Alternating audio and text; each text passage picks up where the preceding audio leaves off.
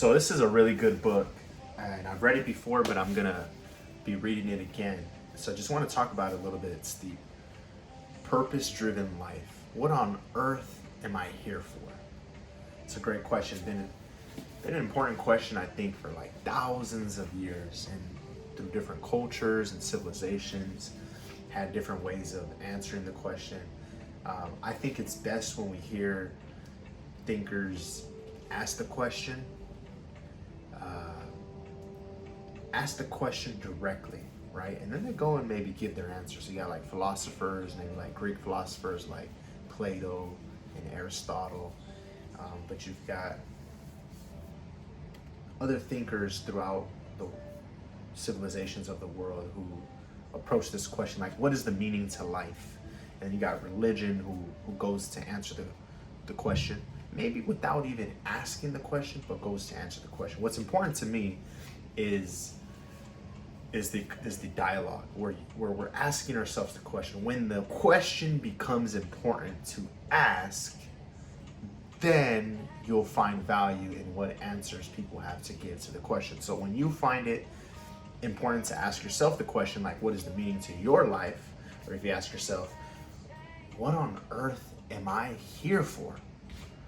Then only and only then can anyone's answer bring any value to you, right? So lots of different answers out there. This book written by Rick Warren is going to be him giving his answers to the question, and he uses scripture to interpret what God has designed our lives to be about, or what we can interpret our purpose to be based on the word of God, the scripture. So in the Christian faith, we rely on the Bible to give us guidance through life, but he's talking about living a purpose-driven life the way the Bible teaches. So I think like the main objective to the book, the way I'm taking it, is to knowing God's purpose for your life and understanding the bigger picture and gaining a perspective, the way you're looking at life, that helps you see how all of the pieces of your life fit together. That's pretty much the objective. So what we should be getting from the book is to know the purpose by understanding the bigger picture, so that we can get the right perspective and look at our life in a way that we can see how the pieces are all going to fit together, right? Now, the way that it's written, it's meant to be like a 40-day journey. So you have it's broken up into little chapters, small little chapters, and each chapter is for a day in the journey. It's 40 days in the journey. So you can read like the day 1 chapter on the first day, and then you can on the second day, day 2, it's literally titled day 2.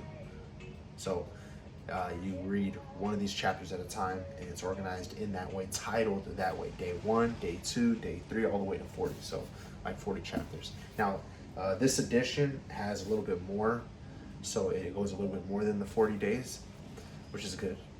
But that's the idea for the book. It was structured to be like that 40-day journey, take one chapter at a time. Now, he even says explicitly in the book what the benefits are to knowing God's purpose for your life. He says, number 1, you reduce your stress. Right? Simply, like, when you know your purpose, you don't stress about unnecessary things. You reduce stress because you only become concerned with serving God's purpose for your life. Second benefit is to simplify your decisions. So he says, when you simplify your life by only focusing on God's purpose, then it becomes easier to make decisions. And so when you simplify your decisions, it's about what matters most is serving God's purpose more than anything else. Anything else that should fit into your life, fit well into your life, should be a part of serving God's purpose. And so when you can simplify it that way, it becomes easier to make decisions, right? Third benefit he talks about is increasing your satisfaction, like the satisfaction you get from life. So like feeling good, that feeling of satisfaction. So like if you're hungry, you go eat a meal you get to a point where you're satisfied. You're no longer hungry. The food did what it was supposed to, and now you're good. You're done with eating. That is the idea of living life by purpose. So when you live life on purpose, you can feel that same satisfaction that I have lived enough, and you tend to reach that point where you don't need more and more. You just need to stay on that path of a purpose-driven life. So increasing your satisfaction in life can be done by understanding better what God's purpose is for your life, right? And a fourth benefit that he talks about is preparing you for eternity. So this is probably a little bit more challenging to understand. It's going to take you thinking outside of the physical and outside of what's here and now in this world. It's going to get you thinking about the spiritual, the non-physical. Maybe have to dive into metaphysical. If you are not a Christian, if you don't practice like any religion, if you don't even think about God or like a superpower or higher being, or right, you're not religious, maybe you're against religion, then it might be challenging to kind of hear the message in this book, since it mentions so much about God. But you don't need really to have like strong belief in God, or I don't think you need to be a Christian. I don't think you gotta like, I think you can be against religion. I think you can maybe even be like an atheist and still take from the message. But the idea for this fourth benefit is that when you do know the purpose for your life, you will be prepared for what is beyond the physical world, right?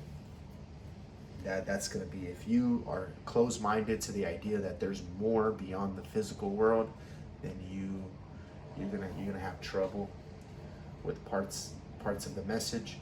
But if you can open your mind to the idea that there is more than just the physical world, what we can see, touch, hear, and smell, and there's a little bit more to the world than that. It's a little more difficult to understand. Then you can just be a little bit open to it. Then you can see how a purpose-driven life also is preparing you for eternity. And here's the reason why it's important. I'll just touch on that a little bit more. But the reason why it's important is because we all get this, at times we all feel like we don't want to die. We don't want the life to end. We want more. We want to fit in as much into our life. Other times, maybe there's no fear of death, or there's no worry there, or we're feeling a lot of satisfaction in life. But we do tend to think about what would happen after we're gone. There's some people that I know that don't really think too much about that. Or at least they don't show that they would. Or maybe they avoid it, and that's why they don't think about it. Nonetheless, I know some people don't consider it a factor about what's to happen after their life is over. But for those that do find themselves thinking about it, or do have feelings about death or what's to happen after, the idea of legacy, right? For a lot of people, they do want to leave a legacy here, whether it be like wealth and, financially, money, like leaving money behind, or legacy like the impact that you make on people and the way that people remember you for doing good things to other people. Like leaving legacy behind is is you feeling and thinking about what's to happen even after you're gone. While you're here, you're gonna make all the impact, do everything you can. But when you think about what effect your life has on people in the world, even after you're gone, by what you were doing when you were alive, this means that you do think about eternity a little bit. So in our human nature, we will think about eternity. We will care about it. And Rick Warren is saying that is how God designed us. That's what he's interpreting from the scripture. So God designed us to to consider eternity. God designed us to consider eternity, and by understanding God's purpose for your life better and living a purpose-driven life, living accordingly to this purpose, then you can prepare for the eternity. So those same feelings of wanting to leave a legacy is the same feeling of you wanting to prepare for eternity. So fourth benefit is that, to prepare for eternity, right? So reduce your stress, simplify your decisions, increase your satisfaction in life, and prepare you for eternity. This is the benefits. And so there's a lot of notes here. Let me explain like what I basically pulled to be kind of like a summary, because when you first get into the book, I think like the first week, the first 7 days is kind of giving you some overview, kind of giving you like the intro, kind of like setting the foundation for what we're going to talk about. But then he explicitly says like, here's what the 5 purposes are. Like there's all these different ways to serve God's purpose by bringing glory to God. And I interpret that like, if we don't want to use the idea of God, I would just say like God designed the world and us. So the idea is when we give, so let me just replace the word God with like the universe, right? And so if you can fit in to what the universe is doing, then things will be better. If you try to resist what the universe is doing, things will be worse for you. When you think about it without the idea of God, you think about how the universe is such a grand force. Like everything else that's going on in the universe, like, I mean, here on Earth we have lots of things, right? Like the biggest thing is the sun. When the sun's up and it's daytime versus when the sun is down, right? When our part of the earth is not facing the sun and it's nighttime, it makes a big difference from the day and the night. Big difference. So we obviously understand that there's these greater forces out there, the sun being one of them, but not just one of them, right? We also understand gravity that's coming from our own planet, from Earth. That's a whole other force, right? So we understand all these great forces without even talking about God. Science has helped us understand what these great forces are. So when you combine all those forces and how they interact with each other, the relationships between all the different forces, and you think about what physics has taught us, like then you can imagine that the universe is a combination of it all, and it's so grand and it's bigger than us, and even when we try to resist, we don't really have much influence on changing how that stuff affects us. We can grow, we can take some control over our life, but when you try to resist all of that in the universe, no, I'm not going to let gravity hold me down. Like, I don't care if the sun is beating down on me. Like, when you try to resist, things do become worse off, as opposed to you accepting the way things are. The sun is out, the sun is hot. If I stay there too long, it hurts. Understanding these things, I know, be careful being out in the sun. Gravity, okay, I know gravity is stronger than what I can do. Now, I can be strong enough to jump up off the ground. So if my leg muscles are strong enough, I can push my whole body weight with enough power to get myself up off the ground. But from there, I'm not able to fly like a bird. The bird is designed to fly, but I'm not. I don't really have a good way to stay up from the ground, so gravity will pull me down. Now, understanding that, then I know, like, okay, always prepared to come back to the ground. If I jump, I'm going to come back to the ground. If I walk off a ledge, I'm going to move towards the ground.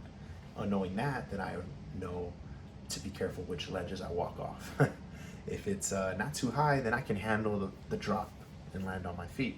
But if it's really high, I might break my legs when I hit the ground, or worse, than break my legs. So understanding those forces out there, accepting it, and then just kind of living accordingly, is to not resist the universe, but to move with it. Okay, and that is kind of the main idea of why we go for a purpose-driven life. If it's already set up in a way that kind of pushes us to live a certain way, we should go with the flow as opposed to resist. So I think that when we think about it that way, then we can see how the messages from this book align with the messages from other thinkers. So in those first few days of this journey through the book, he's kind of just giving the overview, right? And he says that purpose is about the grand plan that involves more than just ourselves. I'm going to take a look at some of my notes here. So let's see. And a life can be driven by many different things, but a life driven by purpose is the only way to fulfillment. The only way? That's strict? Yeah, but by definition, yeah, it has to be. Sometimes you can read through the book and like when you're getting the message, you're like, yeah, I think that's obvious. Other times, because you haven't seen the words put together in a sentence that way, you're like, oh, snaps. That makes a whole lot of sense. It's not that we're being introduced to brand new logic. The logic is not new. It's a reminder of the logic. And so when we can see a sentence that was put together to deliver the message in a way that we haven't received it, then it's very helpful to remember what that logic is. And then another part of the book is kind of just being the reminder by just bringing it back to the forefront of our mind and saying, yep, that's true. And the more that it is at the forefront, then the more that will guide your decisions through life. And most importantly, then guide your actual decisions, and what you decide guides your perspective on how you are experiencing life, like how you see the things that are happening in your life, where things don't necessarily happen to you, but they're just happening, and then they're contributing to your experience in life. And so having the right perspective helps you live a better life, because then you interpret the things that are happening in your life in a way that doesn't feel like things are happening to you and you are out of control. You are limited on how much control you have, but what you can control the most is your perspective. Okay, so he says life can be driven by many different things, but the only way to fulfillment is by living a life of purpose. Okay, purpose-driven living makes life simple because it guides all our choices by defining what is most important to us. A simple life is a whole life. Purpose brings peace. The most important things in life are not physical, and they last for eternity, rippling through the lives of others. This life is preparation for the next. Thus, life is a trust and a test. Character is both revealed and developed by tests. And all of life is a test. This life is a test for the character that we take to the next life. We must learn to trust in the grand plan. Life is a temporary assignment. My identity is in eternity, and my homeland is in heaven.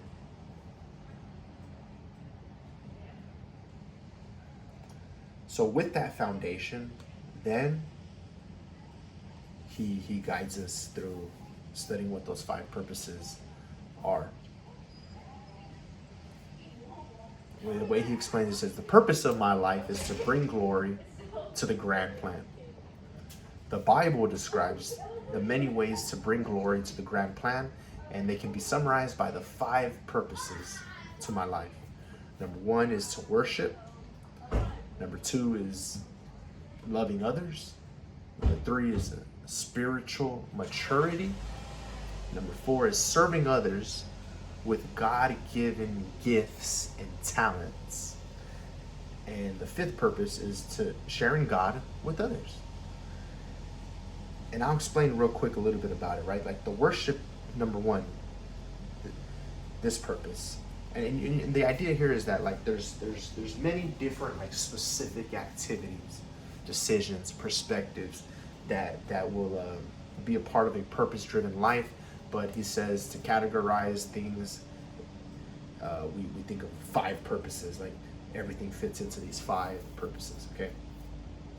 And the worship part is where we're doing things for God's pleasure.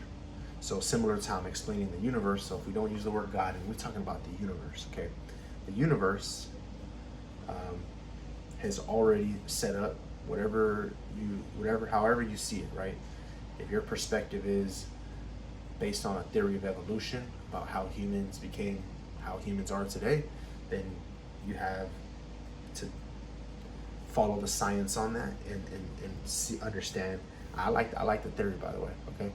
But you have to follow the science on that to see what makes human nature what it is today, and you can understand. You don't have to get all the specifics clear, but the idea is evolving over generations and generations and generations, and you have patterns. So like, I have parents and I have kids, and the idea is that some things get passed from my parents to my kids. Now, my parents are not raising my kids, but what you'll see is that I learned things from my parents, and I got genetics from my parents, and then my kids get genetics from me, and they learn things from me.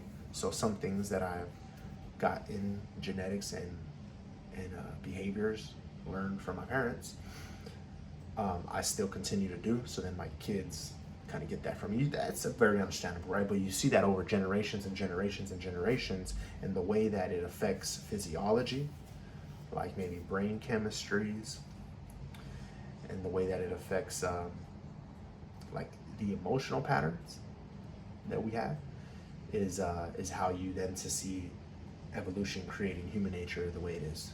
Okay, so I'm explaining this to say, look, the worship purpose of life is to give that worship to the universe. Like, he's going to talk about how to do that, right? And one way that a lot of people know how to do this is to show gratitude. Show gratitude, but to feel it, to really feel it first. Sometimes you show it and it helps you feel more. Sometimes it's hard to show it though, because you need to feel it more. So it goes together, but the idea is gratitude. When you're thankful, when you feel things are good, when you have a positive outlook on the way things are already, then you can give thanks.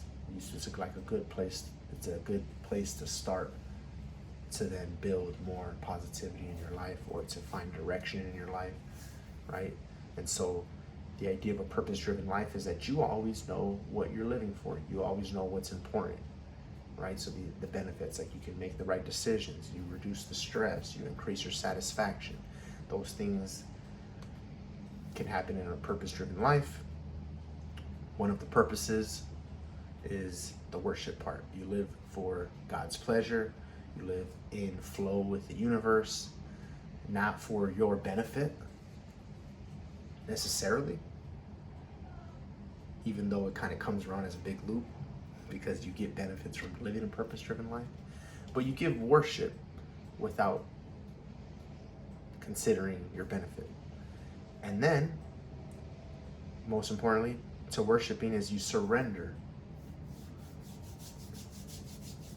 You surrender. You give up. You not give up, like I'm trying to say, you give up something. Give up what? You give up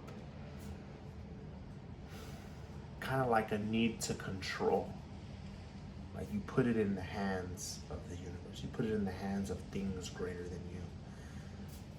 By the Christian faith, I put it in the hands of God. And it's God's plan. This grand plan of the universe to sort out a bunch of things. And I don't really need to control it. But I can be thankful for it. I can learn to have more trust in what's happening. And I can still determine what to do with my life based on a bunch of stuff happening out of my control. Right? So that's what worship is about. Loving others is the second purpose that he talks about. And it says, like, you love others, and I can talk about in a different conversation how he talks about doing this. My definition of love is doing for others without regard for your own benefit. So it's like similar to the worship, like you're gonna do the worship to the grand plan without thinking of your benefit necessarily. Also though, it's like, let's love others, let's do things for others without thinking about our own benefit. Right? So that you can already see the common theme coming through is that you're serving something bigger than you. The third purpose is a spiritual maturity. And the way I think about this is like, you have like physical maturity, like let's say, you know, you're a baby. Like I had 2 babies and now they're toddlers. And then as they move through the toddler stage, so like the young toddler becomes kind of like an older toddler, and you can see physically how it looks different, like physically just taller or thicker. And then you can kind of see like the proportions of the limbs are longer legs, longer arms. It's funny because my toddlers, like I would notice that their head grows first and then their body grows, and head grows first and their body grows. Then the head growth kind of slows down. Head's still growing, right? But it's like not growing as fast every month like it was before. And then it's more like the limbs are growing. And so you see physical development, right? You see, and then you go to like all the adolescent years and building the muscles and the bones, and then you go to like the puberty and teenager, and then to an adult. So physical development, physical maturity is one thing. Then you also have like the mental maturity, emotional maturity, and it's just the idea of like through experiences and gaining wisdom from your experiences, you can think differently, you behave differently. So you have maturity, that we understand what maturity is. Now, spiritual maturity is applying that to your spirituality. Well, what is spirituality?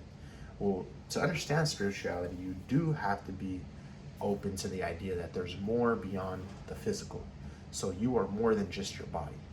The idea of like that you have a soul, or when people say like your spirit, it's in your spirit. Like, so more than just what is physical.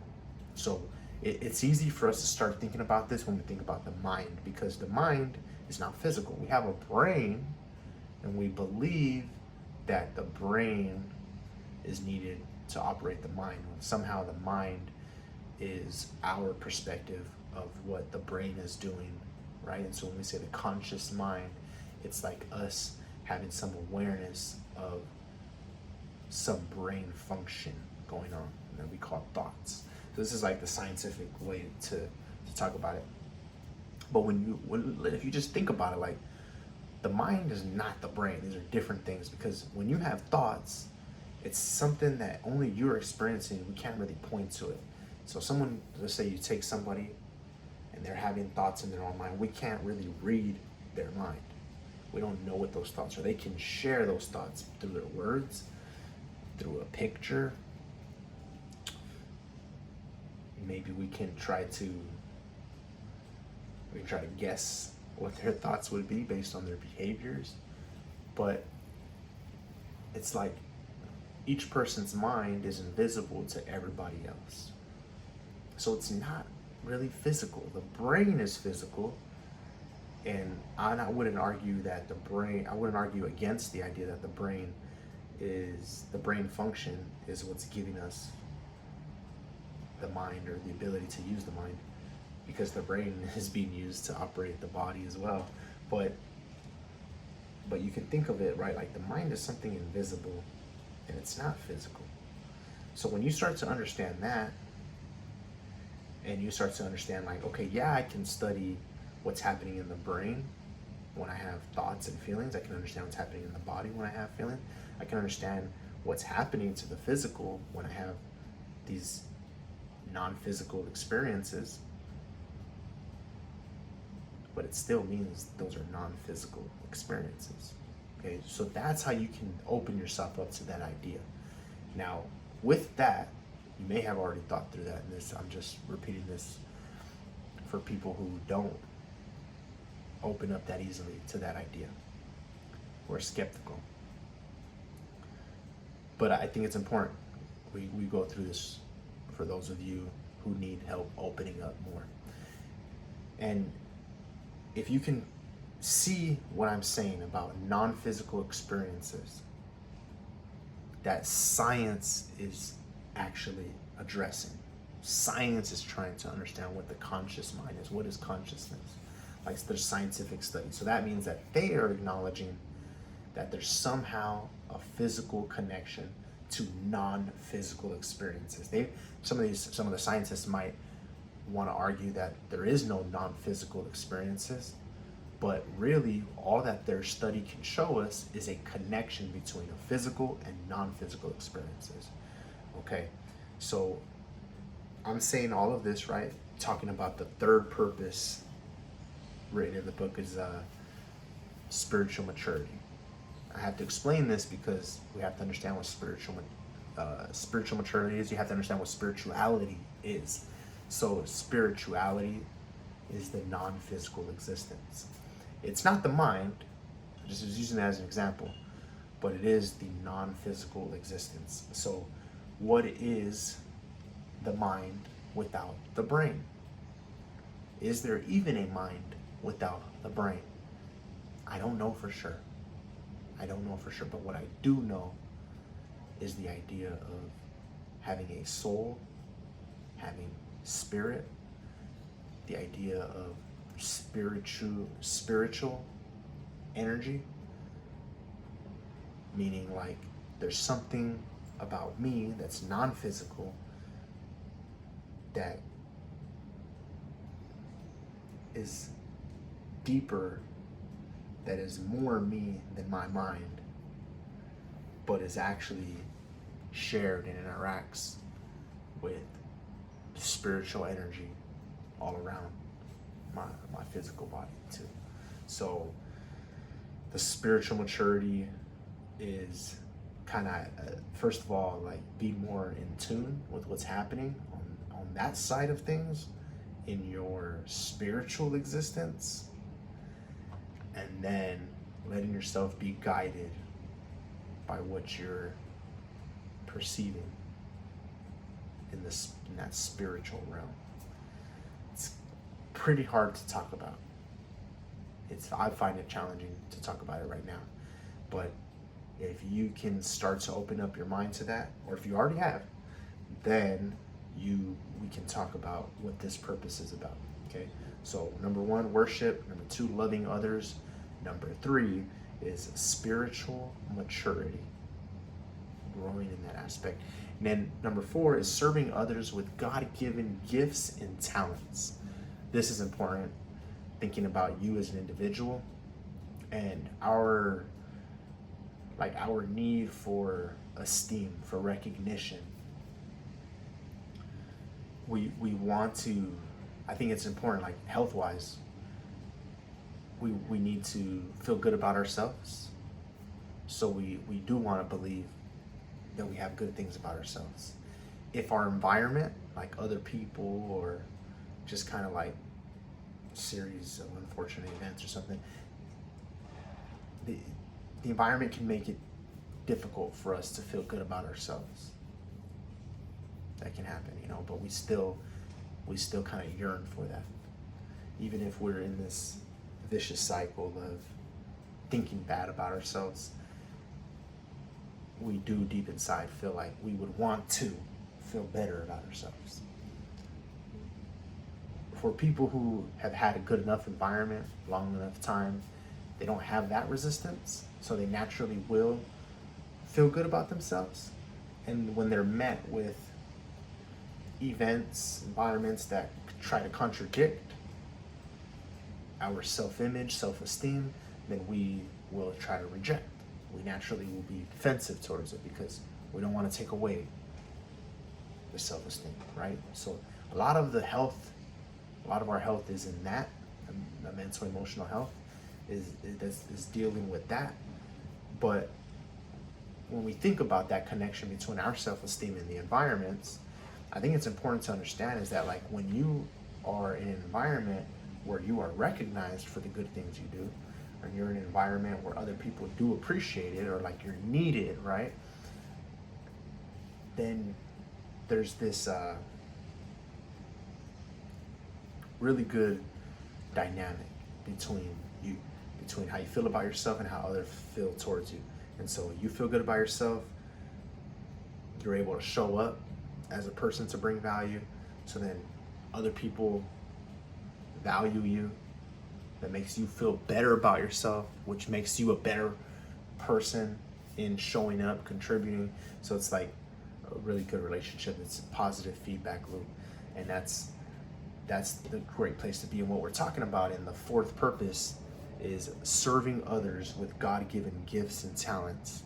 We're talking about this. We're talking about how you were kind of designed with certain strengths, or you were with inclinations. Either like you're good at focusing at certain things, like you got a good eye for colors and shapes and positioning, and like kind of more like the artistic person. Maybe you're really good with your hands, you're really good with how your brain connects with your hands and you're coordinated. So you're good at doing work with your hands. Musical talents. Sometimes like some people are just like really analytical and they can break things down. Good. Sometimes the gifts that we get are the environments, the influences we have. Being raised from a young age in a certain way where you're inclined to be a leader. And you have these traits and these behaviors and these perspectives that are kind of you've been nurtured to grow with. And with those gifts, you serve others. You find yourself feeling good about yourself for your gifts, for having them, but you really find the positive feedback loop where it's like, I feel good about having them, but I feel great about using those gifts to serve other people. They feel great about me doing it too, which means it feels great to feel great about using them. There's more positivity stacked on more positivity. So that's the way I see that one, where a lot of people can understand it. You don't have to be talking about God, you can understand it. And then the fifth purpose is sharing God with others. So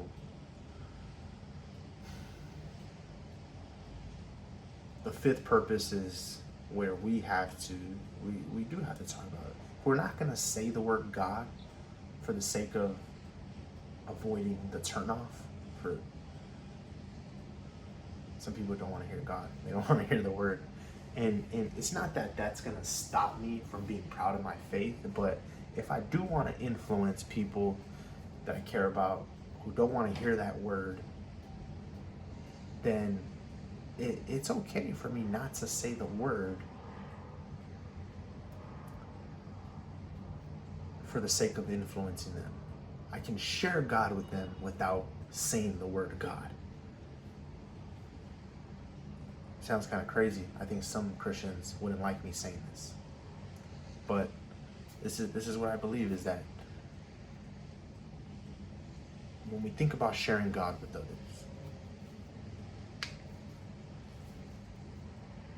I'm thinking like the concept has to get across first. And then sharing God in different ways can come next.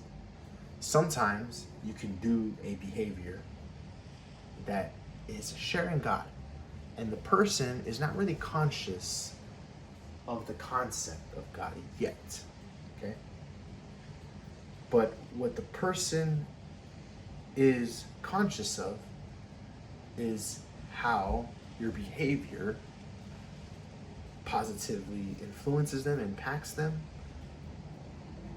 and with that experience, with the conscious mind recognizing that the positive experience there, like they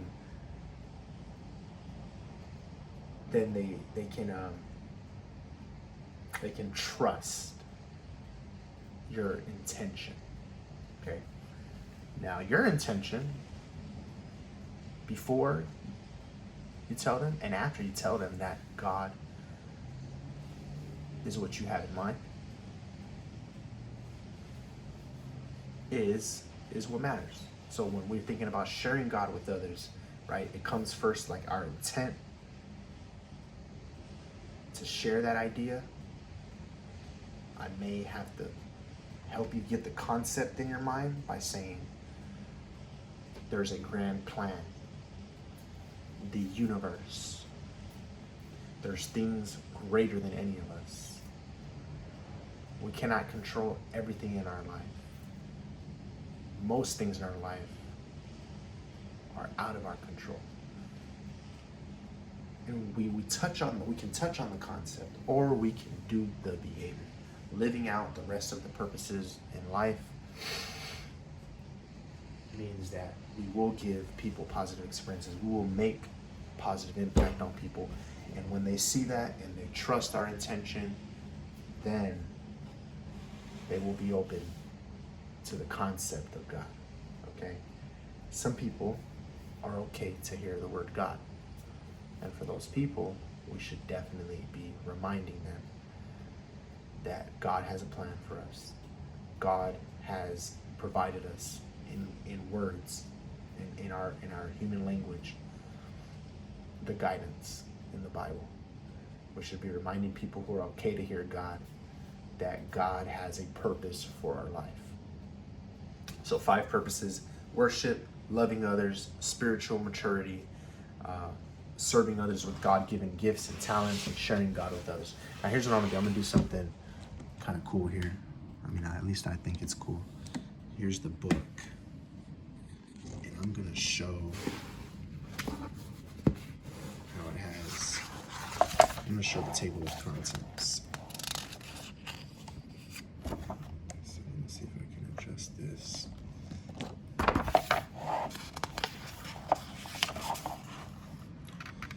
Right, so in this edition, you can start off a journey with purpose. It's going to explain how to go about the book with 40 days. Talk about what this new edition has. You kind of sign a little contract. Let me show you what that looks like. That's pretty cool. My covenant. With God's help, I commit the next 40 days of my life to discovering God's purpose to my life. Sign your name. You can have a partner to go through, which I believe in accountability partner as well. So it's cool to have somebody to go on this journey with together. So the first section, what on earth am I here for, has these 7 days.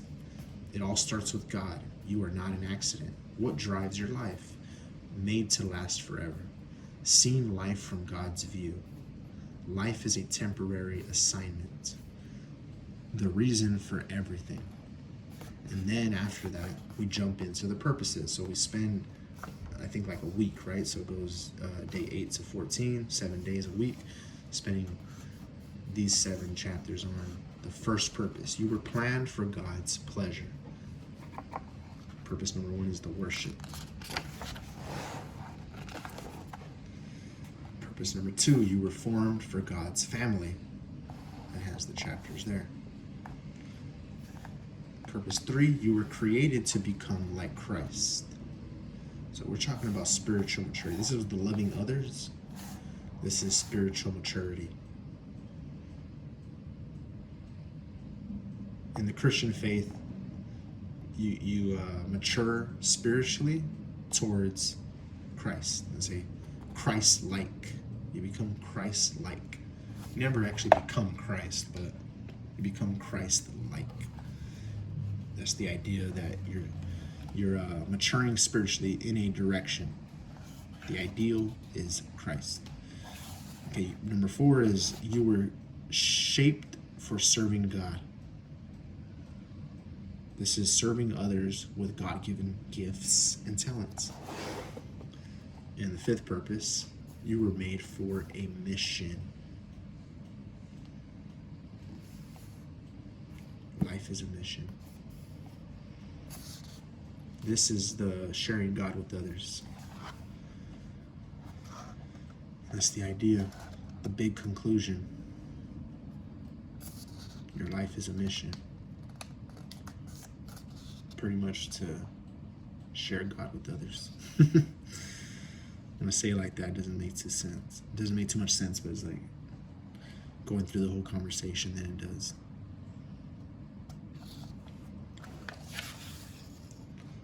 So I'm gonna be reading this. I can break down some of the messages in the chapters, but yeah, I actually spent way more time than I thought I was going to.